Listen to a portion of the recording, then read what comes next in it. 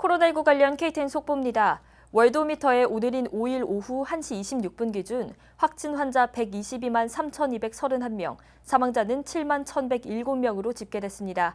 오늘 반나절 새 사망자가 1,000명 이상 보고되면서 사망자 7만 명대에 진입했습니다. 오늘 펜실베니아주에선 오후 1시 기준 162명의 사망자가 추가로 보고됐습니다.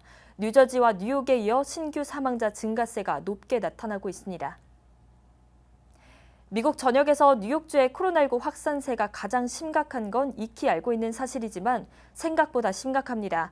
뉴욕주 소재 요양원들에서 코로나19 바이러스로 사망한 것으로 추정되는 1,600여 명의 사망자가 추가로 보고됐습니다.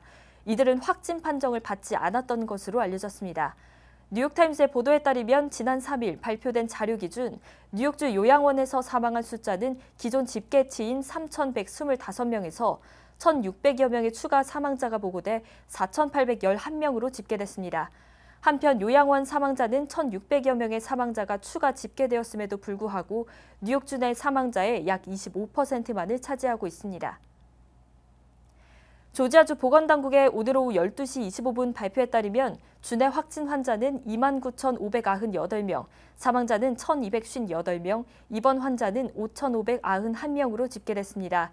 오늘 오전 8시 25분으로부터 4시간 새 확진 환자는 161명 증가했고 사망자는 12명 늘었습니다. 귀넷 뉴튼 락데일 카운티 합동보건국이 오는 8일 인피니트 에너지 센터 주차장에서 코로나19 진단검사를 실시합니다. 진단검사는 드라이브스루 방식으로 진행되며 검사를 받기 위해서는 사전에 예약을 해야 합니다. 예약 전화번호는 770-513-5631입니다. 의료 전문가들이 일반 시민들에 대해 마스크 착용을 강력하게 권고하고 있습니다.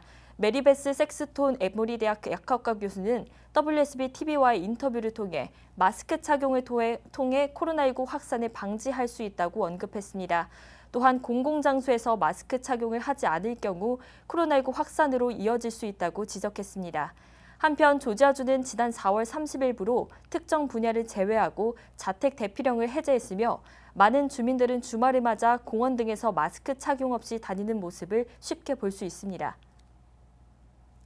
코로나19로 인해 육류 생산에 차질이 생기면서 햄버거 체인 웬디스의 일부 매장은 소고기로 만든 햄버거 메뉴를 판매하지 못하고 있는 것으로 나타났습니다.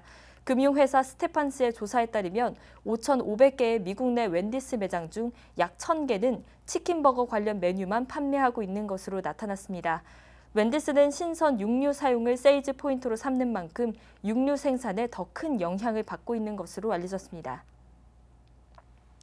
연방 상무부는 지난 3월에 상품 서비스 수지 적자가 전달에 398억 달러에서 444억 달러로 증가했다고 밝혔습니다. 이는 전달 대비 11.5% 증가한 수치로 적자 규모는 2018년 12월 이후 최대입니다. 수출과 수입 모두 크게 줄어 2016년 11월 이후 가장 적은 규모를 기록했습니다. 스타벅스는 이번 주 금요일인 8일까지 미국 전역의 85%의 매장에서 매장 내 이용을 실시할 것으로 알려졌습니다.